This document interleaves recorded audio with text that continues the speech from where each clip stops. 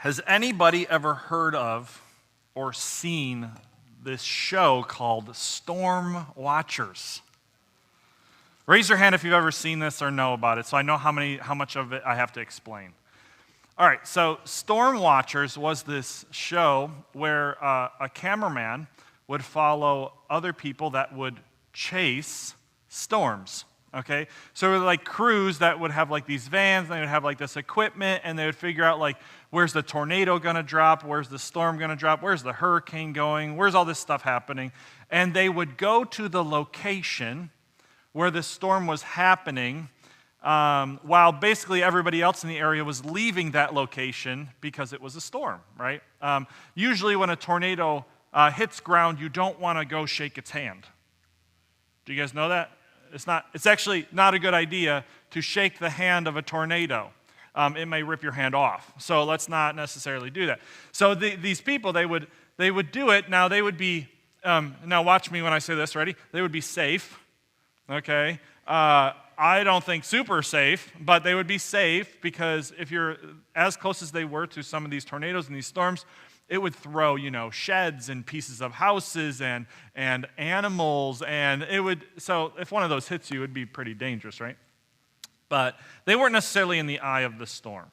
Okay, so anyway, so this whole thing was them. They were focused on getting to the storm and seeing what happens and capturing what went down, okay? So they had this thrill of chasing storms. And so why am I talking about this show that happened? Well, for whatever reason, I remember when it was on, I wanted to watch them chase the storms. There was this thing of ooh, are they going to die? Or is something crazy going to happen? And I got the thrill from watching them have the thrill. They were going crazy, doing all this stuff, and they had really cool equipment. And I would say that they were borderline insane doing some of the things that they did. To the point where I probably had a few nightmares. I remember having a specific nightmare where I was on the street, and I'm just telling you my story now. This has nothing to do with anything. And so there's this dream, and then there was this bridge. And I remember somehow in the show that I learned that if a tornado's coming and you have no cover, run under the bridge, because the bridge will protect you as it crosses over or whatever. So I remember my dream, I run under the bridge, and it passes me over, and I woke up, I was sweating, I was alive, sweating, scared, and what storm can I go find in real life? I was excited to want to try to look for a storm.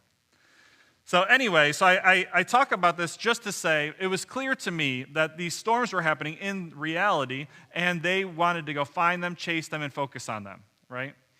And in our lives, there are things in our lives that we like to chase and focus on. Sometimes we don't chase it like they did. We don't get in a van and we don't go cross country and we don't find a specific location, but we do chase other things in our lives that give us some type of exhilaration or dopamine hits or certain things, or we're addicted, or we get some kind of auxiliary from it. Whatever it is, we do that, and sometimes those things can pull us away from what we should truly be focused on. And so I'm here to help you think about some of these other focuses and ask yourself, how much are you focusing on them? And let me give you some. Ready? Some of us like to focus on other people's opinions. Some of us like to focus on what's happening online.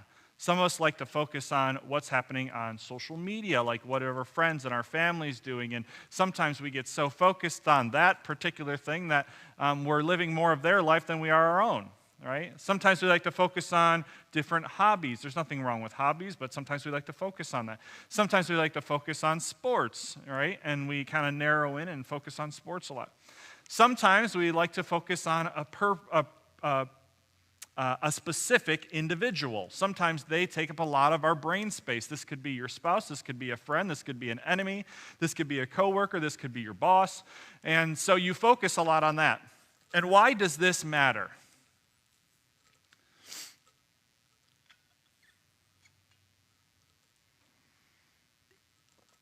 Because you only have so much time and space to focus on things. So if there are other things that you're focusing on, other than the things that you should be focusing on, it's pulling away from things you should be focusing on. So I am here today to help you figure out your focal point. Let's pray. God, we thank you so much for who you are. We always thank you for who you are, because without the person that you are, we would not be able to be who we can be. And so we thank you for that. God, here this morning, I pray that your Holy Spirit would anoint us to hear what you're saying, that you would encourage us through your word. We thank you so much for the scriptures, the 66 books that you put together, that you inspired, that you give to us to help us navigate through our lives. We thank you for this awesome map, and if we ever have a doubt in what is right and what is wrong, we can ask and figure out what your standard is for it, and know that because you are the almighty God and creator, that what you deem as good is good, and what you deem is bad is bad. And so we thank you that you've given us that standard that we can live by. Pray here this morning that I would say all the things that you want me to say, and I wouldn't say anything that you don't want me to say. Pray that you anoint my ears to continue to hear you, anoint my mouth to speak the words that you want me to speak, and anoint each hearer's ears, not simply to hear what you're saying, but for it to drop into their hearts so that they would like to do something with it. Help us, Jesus, to be more like you. Help us, Holy Spirit, to be anointed and overflowed with your Spirit so that we can impact others around us. In your name, Jesus, amen. All right, so we're going to hop back into Matthew, but we're going to go Matthew chapter 8 today. And I think that if you would allow the Lord to speak to you, guide you, maybe convict you, I think it could be a good morning. For you, not just for me.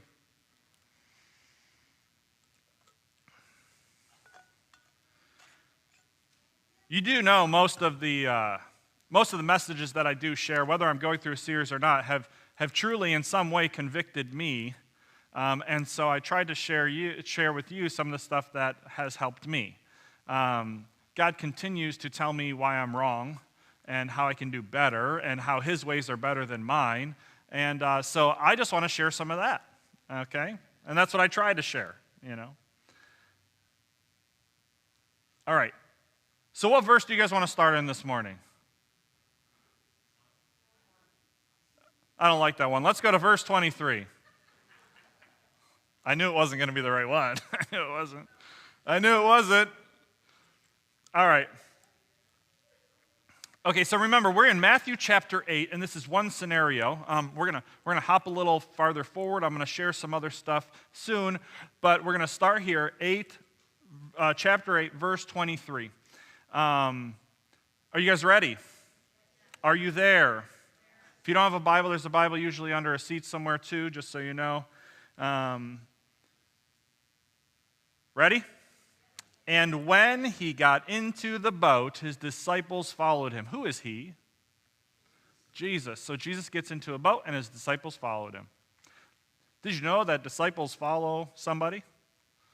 So this is just a physical attribute of that. He's getting into the boat, and they're like, okay, we're getting into the boat. And behold, there arose a great storm on the sea. Maybe Jesus is a storm watcher. Maybe he's a storm chaser. Let's see.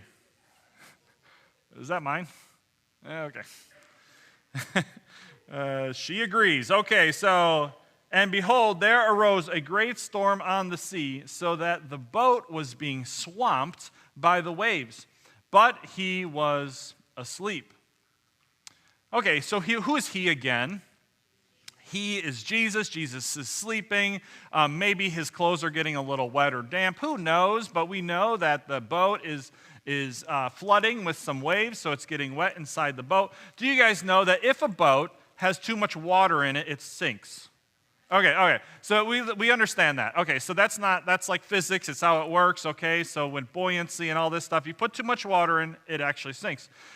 So clearly the people that were with him, his disciples, started noticing that water was coming in. They see the storm, and they start getting a little, what? Well, I don't know. We haven't got there. Let's find out. Verse 25, and they went and woke him, saying, "Save us, Lord, we are perishing." Oh, man. Okay, before I continue, can I just say, There are things in our lives, in this physical world, and I want everybody to hear me, in this physical world where we start saying, oh gosh, we're perishing, things are going crazy. And God has over and over and over and over and over and over and over again in the Bible said, listen, you should not be worried about what happens here. This is not the end of the road. Okay, there's bigger things that are happening in eternity. We should not be too worried about drowning your physical life. You should more be worried about spiritually drowning, right? And so this is Jesus' attitude. But it's interesting that this is one section, right? We're gonna watch how humanity unfolds, because you guys aren't human, you wouldn't understand. You guys don't have any issues. So we're gonna talk about people that do. Okay. And they went and woke him, "Save us, Lord, we are perishing." And he said to them, "Why are you afraid, O you of little faith?" And my question to you is, what other storms are in your life that make you all wild to the point where you're like, Lord, I really need your help with this thing? Like, what is the thing that moves you? And why does that take precedence in your focus? Think about it, because like as a person that watches storms, what do you see in your life? You see storms. For people that are looking for drama, what do they find? Drama. For people that like to see problems in people, what do they find? Problems, right? And it also works the other way. If you look for the good in people, what will you find? The good in people. If you look for God, what would you find? Right? The Bible says, "Seek me and you will find me." The problem is we don't seek because we're too focused on other stuff. We don't find God because our focal point is messed up, right? Oh, I can't find God because you're not actually looking, right? Right? I don't think that God would guarantee you will find me if you seek me if he didn't mean it, right? He doesn't just say it flippantly. So how do we find God? We seek God. And he said to them, "Why are you afraid, O you of little faith?" And I would say, I think many times the struggles that we have come because of the little faith that we have, that we get so focused on the circumstance that we forget about the God that is over the circumstance. And so the circumstance starts to develop this thing in us where it's like, oh my gosh, this circumstance, it's going to terrorize me. It's going to, I just thought of a Tiger King quote. I really shouldn't. But like, I'm never going to financially recover from this. You know, that no pastor in this world probably should ever quote Tiger King, but I've seen so many memes, it's really hard to not quote it. So basically, you go through this situation, something happens, and you're just like, I just can't. Like, it wraps up your brain so much that all of a sudden God's authority, his sovereignty, no longer makes any sense in your brain. You have completely wiped away his sovereignty. You've wiped away his authority. You've wiped away him as creator. You've wiped away him as all-powerful, all-knowing, and all-seeing because your circumstance is so large to you. And I want to let you know, like this is like a dumb moment, but it's kind of like God is bigger than that situation. You just have made him finite. He's bigger, but we have made him finite. So he says this, and then he rose and rebuked the winds and the sea, and there was a great calm. And the men marveled, saying, "What sort of man is this that even winds and sea obey him?"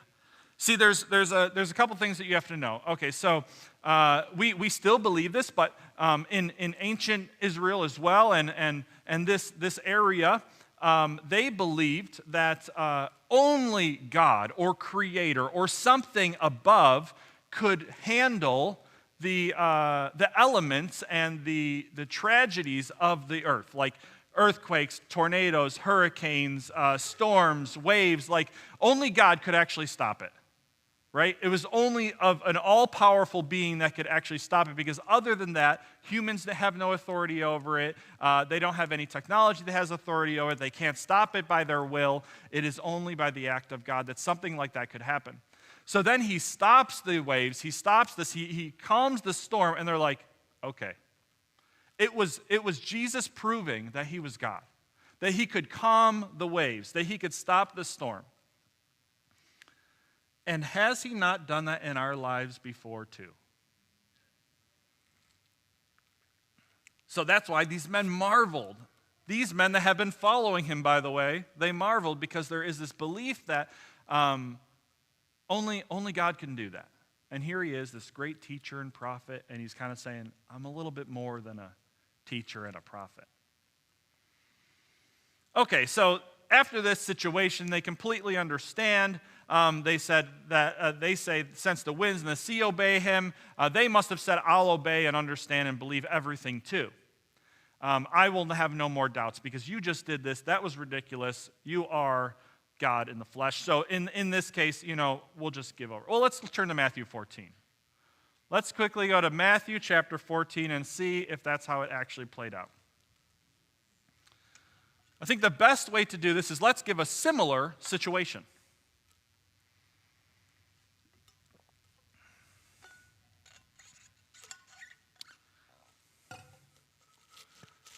All right, so we're going to go to Matthew chapter 14, and what verse are we going to start in?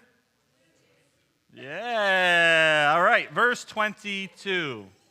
Good job, guys, good job. I knew you could do this.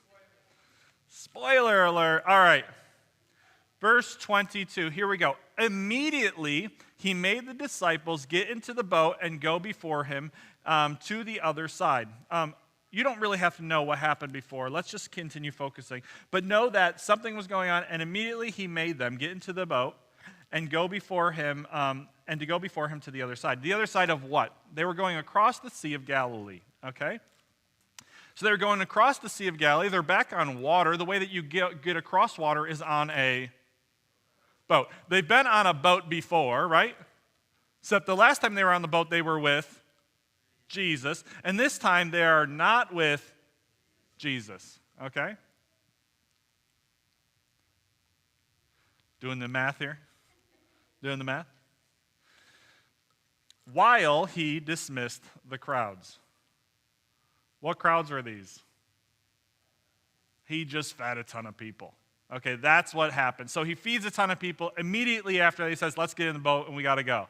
We've done the job that we had to do. We did this awesome miracle. This thing happened. We fed a ton of people. Now, let's go. We got other things to do. So, he made the disciples get into the boat and go before him to the other side. He said, hey, I got to wrap this up, but I need you to go ahead, okay? Has there ever been a situation that you've been in, and God's like, hey, by the way, I can finish this. And you're like, but Lord, how could you do that without me? How can you wrap this up without me? They need me. No, they don't. They need Jesus. Right? But so many times what we end up doing is saying, oh my gosh, I'm the only one that cares. No, you're not. No, you're not. Jesus cares more than you do. And he did some things to prove it, and he continues to prove it. Okay, not only does he help us in our time of need, but he intercedes for us for years and years and years. Now, he's outside of time, so it's not really the same, but he's interceding for us, right?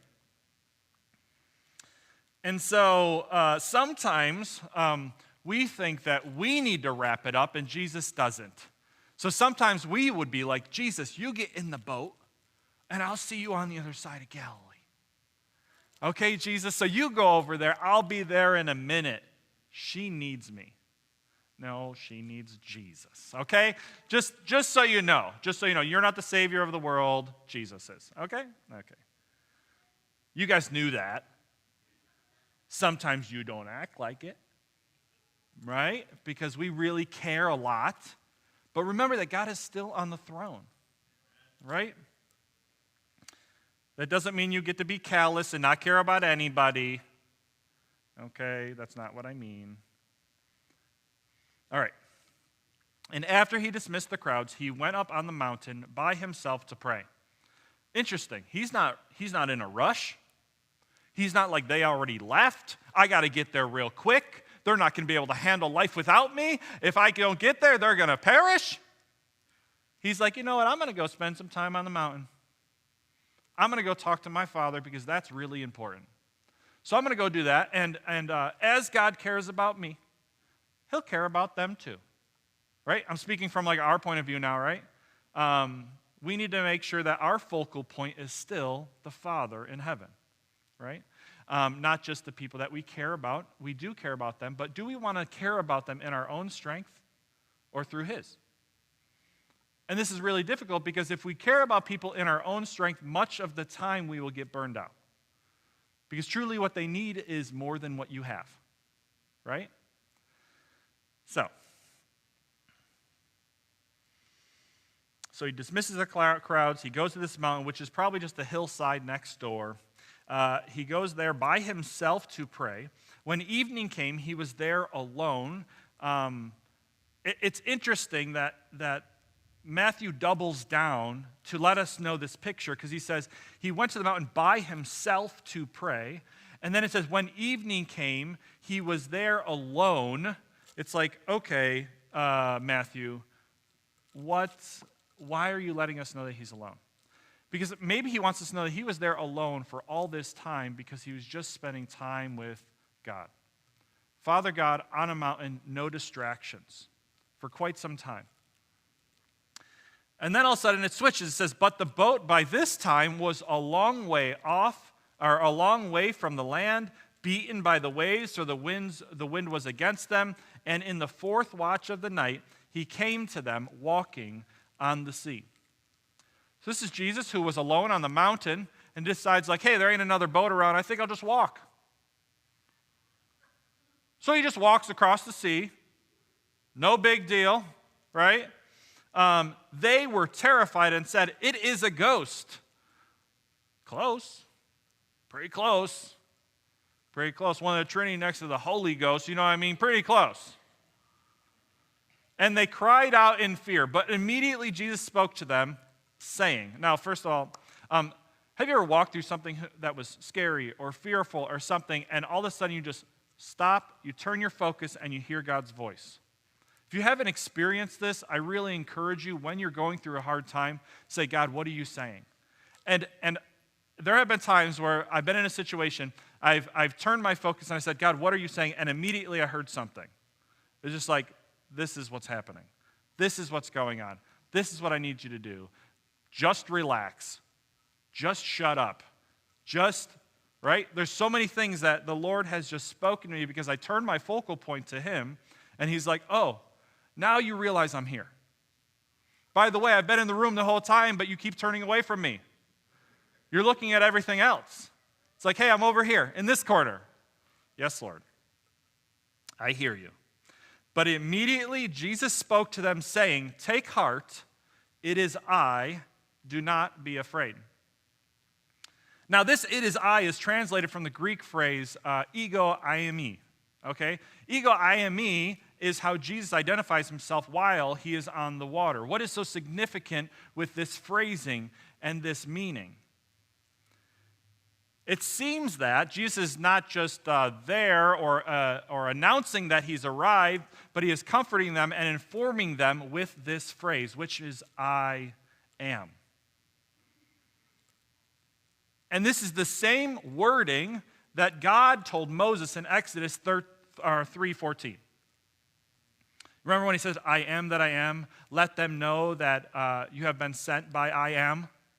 It's the same phrasing. And Matthew seems to be inserting here that that's what Jesus was saying too. He's like, by the way, I'm here. I am. Now, here you have to understand, if you know an easy language to understand in comparison to some others is like Spanish. And in Spanish, you can say like, for example, yo estoy. Okay? Yo estoy is I am, right? But really, you don't actually have to say yo. You can just say estoy, and people understand because the conjugation means I am. Okay? So in the same way, in Greek, what he could have just said is I am me. He didn't actually have to say ego I am me. But he said ego because he's like, by the way, I am. He wanted to say the same exact phrase that was said by God to Moses.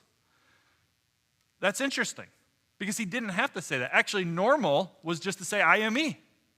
But he's like, well, let me just throw in the ego. Let me let him know who I am. Okay, ego, I am me. So here he is, and Jesus is saying, I am. It's interesting because this morning we sang the song, The Great I Am. Didn't ask for that, didn't look for it, it just happened to be. And he is the great I am. He is, he was, and he will be. That's who he is. And Jesus is saying, by the way, I am too. I am he. He was the great I am of their storm, and he can be the great I am of yours too.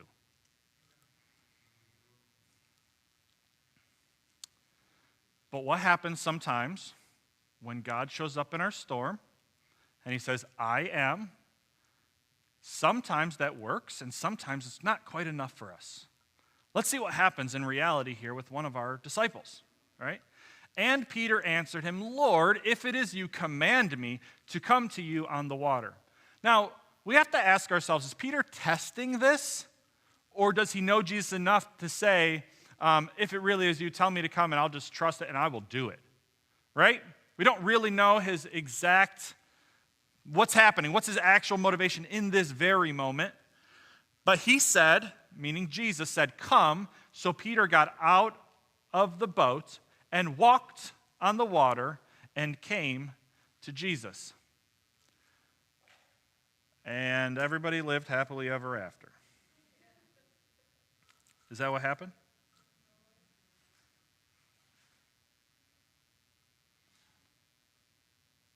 I'm not texting, just so anybody.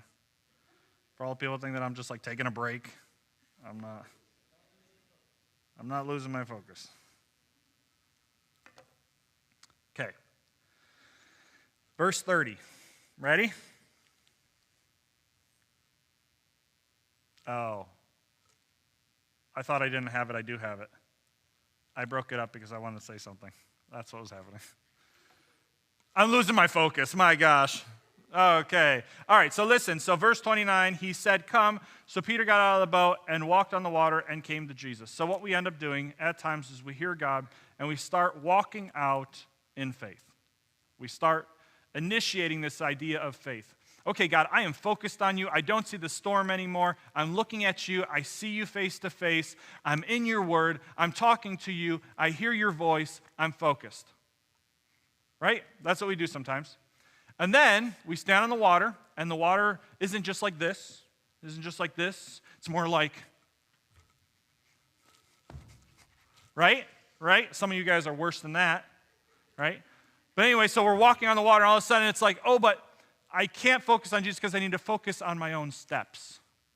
How am I moving? How am I walking? How do I look? How foolish do I seem to the other disciples because I can't balance on water as well as they can, maybe? Right? We start comparing. We start looking around. We start getting worried. We start saying, but that wave over there, it's about, 100 feet out, but it's going to hit me real good in a couple seconds here. Do I have to run to Jesus? Do I have to walk to Jesus? Should I go back? Like, what should I do? And I feel like many times in our own storms that are in our lives, what ends up happening is we take a moment to focus on Jesus, but we don't continue to focus on Jesus. So what ends up happening is there is a brief moment, usually brief, because what ends up happening is there's so many distractions, so much stuff going on that it really does take our focus off. Hello, I am human too. Okay, I'm not just speaking to you. This is a we thing and an us thing, okay? But what ends up happening is this storm starts coming up and it starts happening, and so these things are happening around us, and all of a sudden it's like, Jesus, you're there, but I'm really bad at Jesus tunnel vision, so like, these waves are worrying me. There's a shark jumping out of the sea. Like, I don't know what to do. Like, people are going to say something about me. What if I don't post this post right? What if I don't post it at all? What if the things that I'm posting isn't like my real life, but I want people to think it is? Okay, I'll get off of social media. But there's stuff that happens, and we're so concerned about everything else that could be attached to it that we stop focusing on what we should be, which is Jesus. Every single situation, if you are a follower of Jesus, which I want to be very clear, just because you walk into a building that's called a church doesn't make you a Christian, okay? Just because your parents were Christians doesn't make you a Christian, okay? That doesn't mean you follow Jesus, okay? It means that somebody else does that you know, or it means that the people that you're standing next to do, okay? But if you do truly try to follow Jesus, and I say try because we fail at times, and he knew that, and that's why he died for us, because we suck at life, right? We stink. We just keep messing up. I don't, but you guys keep messing up, right? No, but he knew that. And I joke around about it because the truth is like, that's true. We really do mess up. We want to do what's right, but we mess up. We want to do what's right, but we mess up. We want to do what's right, but we mess up, right? It's a constant battle. Even Paul, the great Paul, the apostle, said, I do the things that I don't want to do, and I want to do the things that I don't do. Because he messed up too. And so our focus gets diminished, it gets changed, it gets translated into something else, and we start focusing on other things, and then we lose the focus of Jesus, and then what happens? That brief moment of faith that we had, that trust that we had in God diminishes because we're no longer looking to him for answers, we're looking at everything else for the answers. Sometimes accidentally, right? Like we just think when certain things happen, that means that's an answer, or that's the way that it is, or that's something. There's plenty of stories in my life. There's plenty of stories in the Bible. There's plenty of stories that I've heard about people's testimonies. God has changed the atmosphere. He has changed the way that things were going. He has changed the trajectory just because he is. And he can do that in your life too. So ultimately, do we trust the circumstances? Do we trust the things that we struggle with? Do we trust the sin that we can't shake off more? Well, listen, if you keep focusing on the sin that you can't shake off and stop looking at Jesus because you start looking at your sin, obviously you're going to focus more on your sin. Stop looking at it, turn your face, look at Jesus, and let it die. Jesus doesn't like sin in his presence, so if you get into his presence, it's likely it's going to be harder to stay.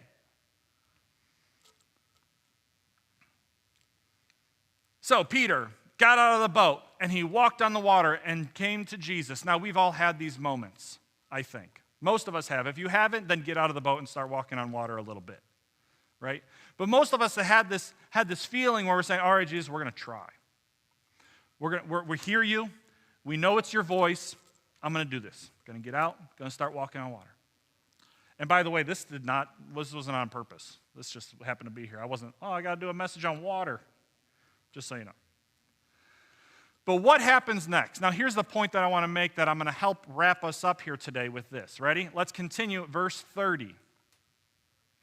But, you guys know how I feel about buts in the Bible, right? Every single time it says something, and you're like, that's really good, right? So here it goes. And he said, come. So Peter got out of the boat and walked on the water and came to Jesus. It would be nice if we could just end this story there. It would be great.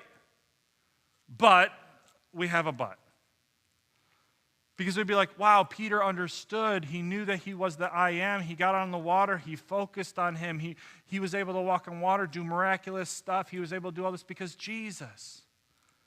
But when he focused on the wind, he was afraid. And beginning to sink, he cried out, Lord, save me. Lord, save me. You want a tool for success? Learn how to say, Lord, save me. Sometimes he allows storms in our lives so we can get to the point where we say, Lord, save me. Peter, here he is, and maybe we do this sometimes too. Peter, we hear God calling us into something or to walk into something, so we get out of the boat. We start walking towards Jesus, but then all of a sudden it becomes more about us than him. All of a sudden it's like, I can really walk on water. Look at me go. Look at the giftings that God has given to me. Look at how awesome he is through me. How far can I go with this? Right? I don't know if that was Peter's heart necessarily, but I would say it's an accurate statement that it probably is some of our hearts. It becomes more about us than it is about Jesus, and when that happens, we get more worried about the wind that is blowing than the God that can stop the wind. So, but when he saw the wind, he was afraid, and beginning to sink, he cried out, Lord, save me. It's just interesting that he can visualize and see Jesus walking on water. He knows that Jesus can handle it. Jesus just asked him to come, and he started coming. He started walking towards Jesus, and so he should have the assurance that it's going to be all right. Because he's on the water. He's been floating on the water for a good minute now, and he's calling me, so if he can do it, he can make me do it, so I'm going to do it. But then we just see other stuff. This is what happens in life. We just see other stuff, and it's like, maybe that isn't the Lord. Maybe it is a ghost.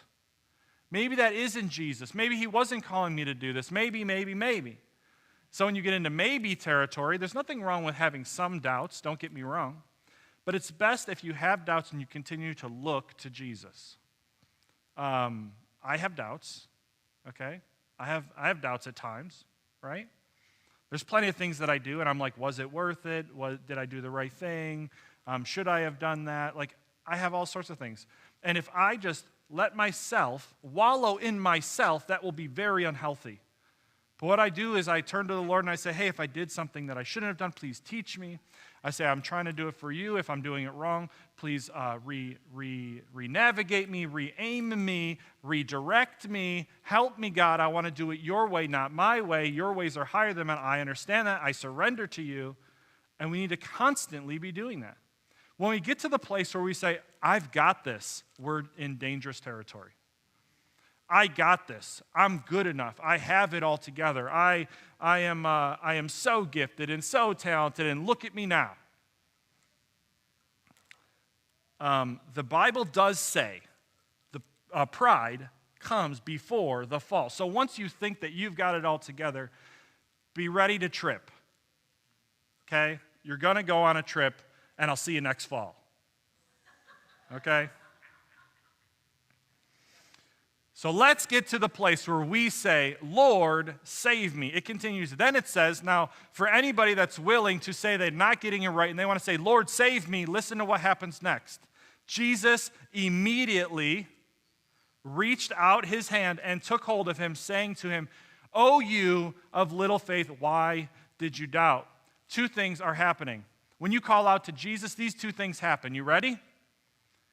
He saves you. And he teaches you. He saves you and he teaches you. There's this idea that you come to Jesus to be saved, and that's it. No, you come to Jesus, he is a rabbi, he is a teacher. You come to him not just to be saved because he's the Messiah, but you come to learn. Right? And so, although him saving us is amazing and important, do not forget that he wants to continue to teach you to be more like him. Jesus was a guy that said, I don't say anything unless my Father said it to me. And I would say that we're not quite there yet. I think we say a lot of things that the Father hasn't said to us.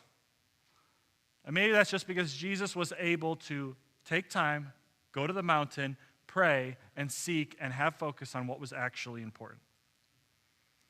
Oh, you of little faith, why did you doubt? So God might call you out, okay? And where we have to be, and we have to be a stance of humility for God to call us out so that we can be more like him. So if God's calling you out, listen. He's not doing it because he thinks you're the worst person in the world. He just thinks you can be better. He knows you have better potential. He created you. He knows who and what you're supposed to be. So if you're not acting in something, if he says, oh, you of little faith, that means because you can have more faith. Okay? If he's saying, oh, why are you doubting? He's saying because you can get to the point where you don't doubt me. He might be calling you out and saying, hey, listen, you keep giving yourself all these permissions and all these excuses to why you act the way that you act. That has nothing to do with me. That has nothing to do with me. I knit you, I created you, and you're giving yourself permission to not be like me. I'm not interested in that. And maybe he doesn't want you to not be like him, and that's why he's saying it. Let's continue. And when they got into the boat, the wind ceased. It's interesting because although Jesus was there, he didn't make the wind cease quite yet. Are you hearing me?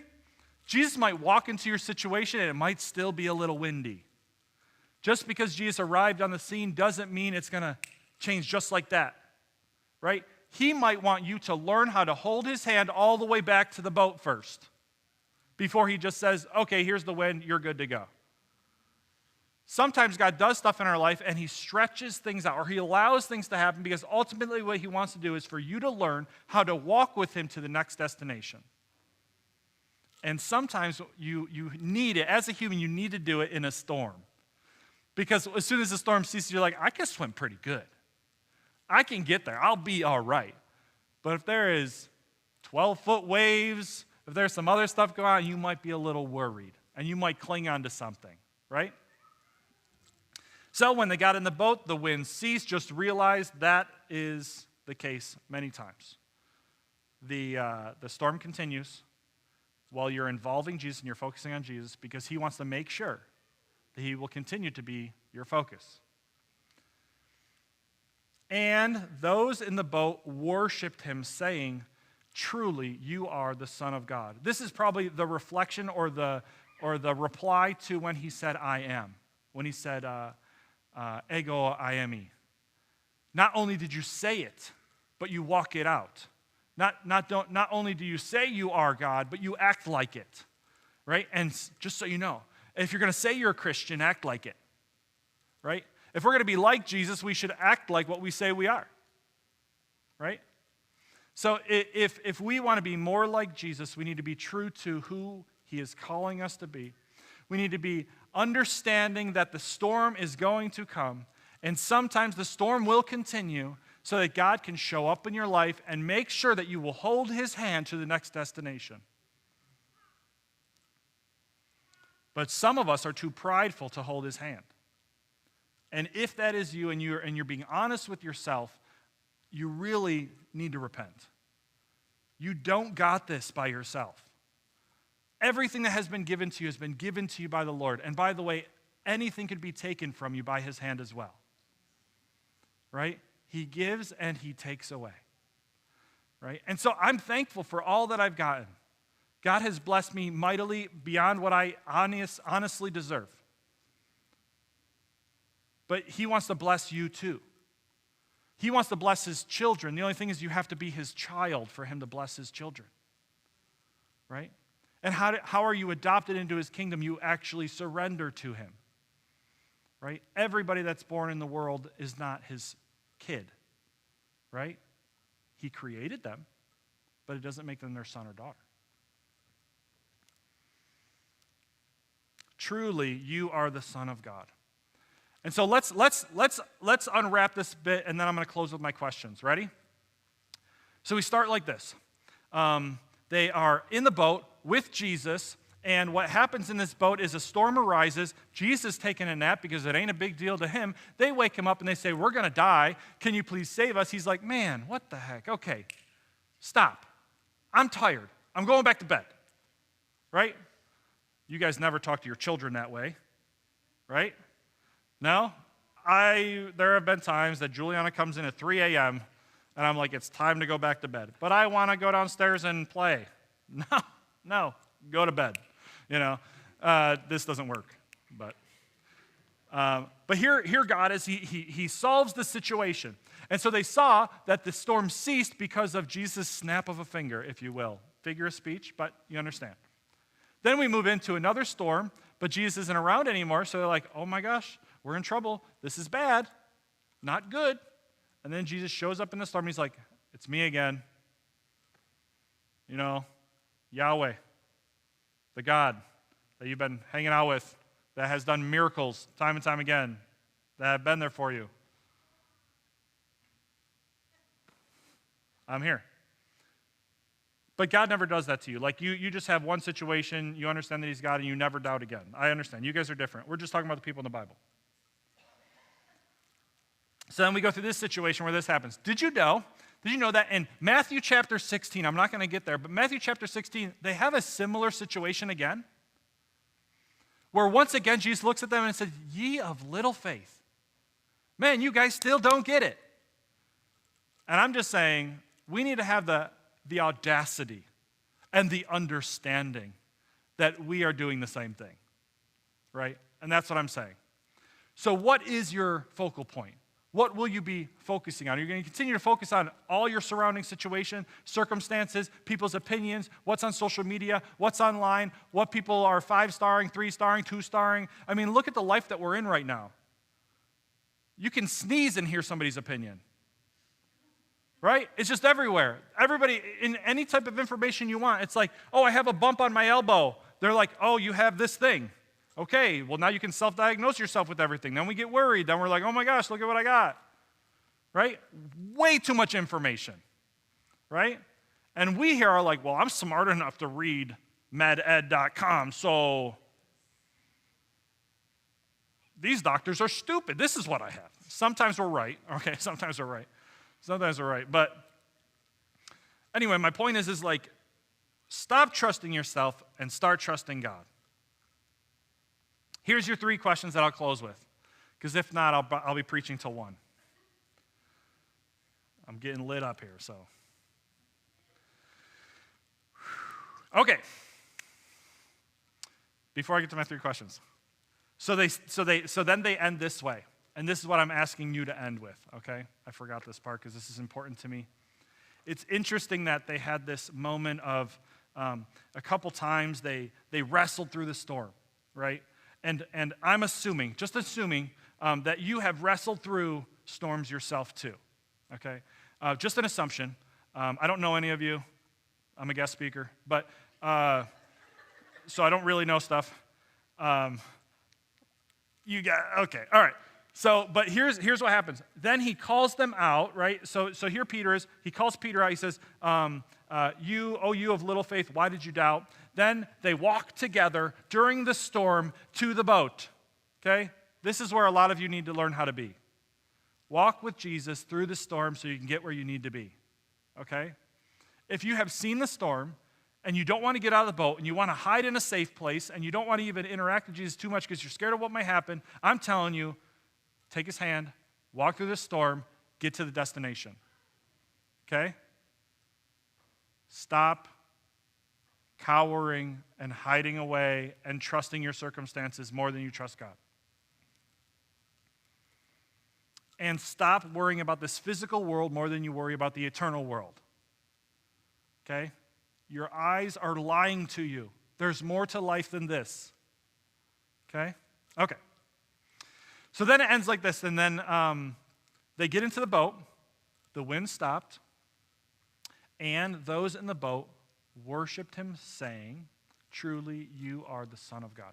And I want us to be a people that says, truly, you are the Son of God. And the more that we focus on Jesus, the more that we'll see him work, we'll see him come through, we'll be able to trust him, we will doubt less, things will start falling off of us that we couldn't figure out ways to make it fall off of us before, and then we will get to a point where we say, truly, you are the Son of God, because there was no other way.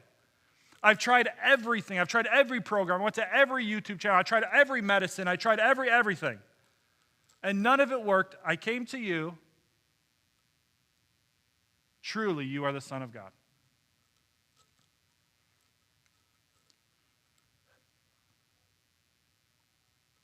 Asterisks. There's nothing wrong with going to YouTube and learning. There's nothing wrong with taking medicine when you need to take medicine. And there's nothing wrong with getting some advice outside of God, right? I'm not saying that. But what I'm saying is if those become the predominant and primary solution for your problem, you have the problem, right? You have the problem. Because you trust that stuff more than you trust God. All right, here's my 3 questions. Ready? What do you need to turn your gaze from? What do you need to turn your gaze from?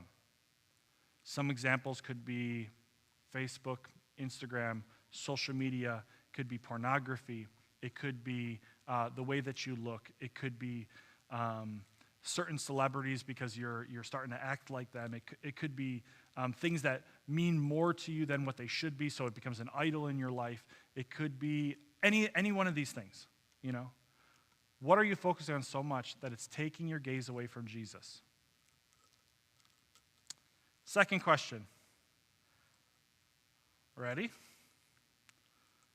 You have to be honest with yourself, Okay, because what ends up happening with this question is we make excuses really quick. Ready?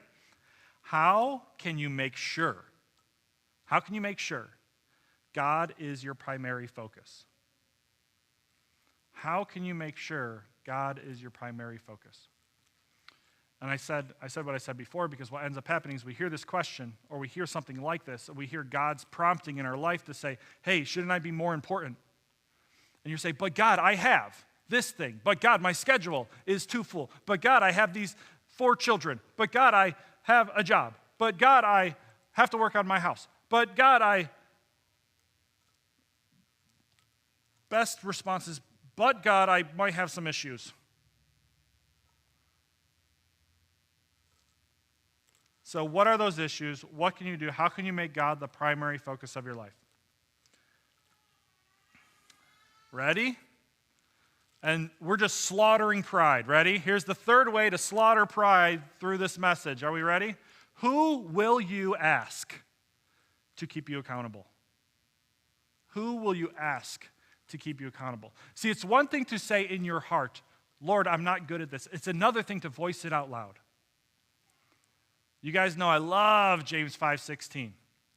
Awesome. First of all, best book in the Bible. My opinion, not reality. My opinion, James, love the book. 5:16, confess your sins to one another so that you shall be healed, or you could be healed. And then it continues. It doesn't stop there. It says, the prayer of a righteous man is powerful and effective. So why do we tell people our stuff? So that they could partner with us in prayer and attack that thing together. Right? Powerful and effective. I don't know about you, but when I have some issues, I want some power and effectiveness in that.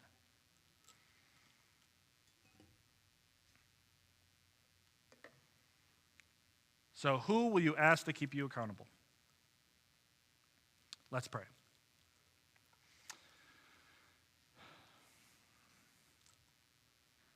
Lord, in the weirdest way, I want to thank you for the storms in our life. It's not something that we enjoy. It's not something that makes us happy usually, but it does most of the time draw us closer to you. We thank you, Lord, that you are utilizing and allowing things to happen in our lives so that we turn to you to have the correct focal point be you, Jesus. We don't want to be lost in this earth so that we miss it in eternity. So please help us to focus where we need to focus. Help us to not see all this stuff around us as the predominant effect of what's happening, but know that you, if you get involved, all things can change. And maybe, Lord, your authority and your sovereignty is saying, I need it to go kind of like this because there's a bigger idea that's happening. God, your ways are higher than us, higher than ours, and your thoughts are higher than ours. Lord, we just surrender it to you to say, Lord, we can't figure it all out. We know that you can figure it out, so we surrender to you to say, God, whatever storm we are right in this moment, we know that you'll figure it out. Help us to stay focused on you. Help us to have a laser beam focus face to face with you. Help us to be in the Word so you could speak to us. Help us to be speaking with you. Help us to take time away. Help us to take time in those small moments just to interact with you, to be with you, to ask your opinion. Lord, we want your opinion. We want your wisdom in our life. We know, God, that for you, eternity is more important than what's happening in the physical. And so you choose and allow certain things to happen in certain ways because you have the bigger plan. I pray, God, that we would know you well so we can trust you well. Help us to hold your hand through the storm so we can get to our next destination. We thank you that you're with us in the storm. We thank you that when we call to you, you immediately save us. We thank you, Lord, that you don't just save us and walk away, but you desire to teach us. So, Lord, in this season, I just pray for all of us that we would learn what you're trying to teach us. Help us to be more like you. Help us to love others like you do. Help us to focus like you do. Help us to learn how to take time on the mountain for you. We just surrender our lives to you, Jesus. In your name, amen.